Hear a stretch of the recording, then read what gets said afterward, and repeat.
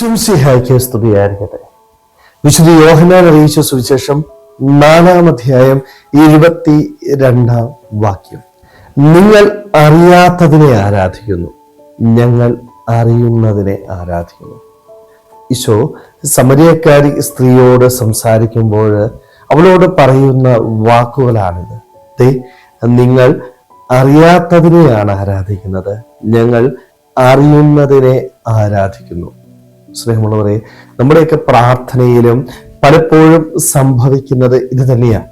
ഈശോയെ നമ്മൾ ആരാധിക്കാറുണ്ട്, ഈശോയോട് നമ്മൾ പ്രാർത്ഥിക്കാറുണ്ട്. പക്ഷേ ഈശോയെ അറിയാവോ എന്ന് ചോദിച്ചാൽ പലപ്പോഴും നമുക്ക് ഉത്തരം അറിയില്ല എന്നുള്ളതാണ്.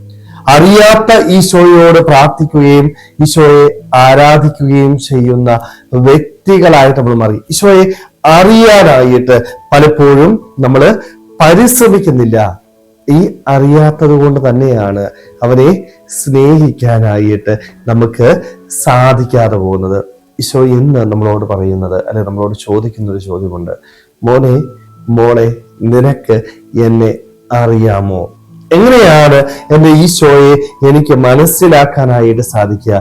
ഈശോയെ അറിയാനായിട്ട് എനിക്ക് സാധിക്കണമെങ്കിൽ അത് അവൻ തന്നെ വെളിപ്പെടുത്തണം. അവൻ വെളിപ്പെടുത്തുന്ന വേദി എന്ന് പറയുന്നത് വിശുദ്ധ ഗ്രന്ഥം. വിശുദ്ധ ഗ്രന്ഥത്തിലൂടെ എന്റെ ദൈവം എന്നോട് സംസാരിക്കുന്നുണ്ട്.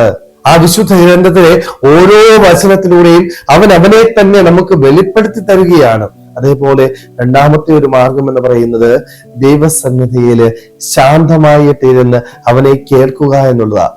ശാന്തമായിട്ട് പ്രാർത്ഥിക്കുമ്പോൾ അവനെ തന്നെ നമുക്ക് വെളിപ്പെടുത്തി തരും.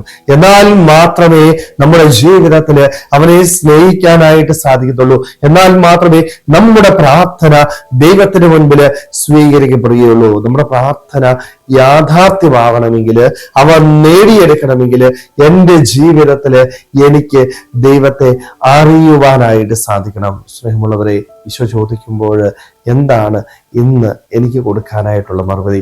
ഈശോയെ അറിയാം എന്ന് അഭിമാനത്തോടുകൂടി ധൈര്യത്തോടുകൂടി പറയുവാനായിട്ട് നമുക്ക് സാധിക്കുന്നുണ്ടോ? ഇല്ല എങ്കിൽ നമുക്ക് നമ്മുടെ ഈ ലോക ജീവിതത്തിൽ ഈശോയെ കൂടുതൽ അറിയാനായിട്ട് പരിശ്രമിക്കാം.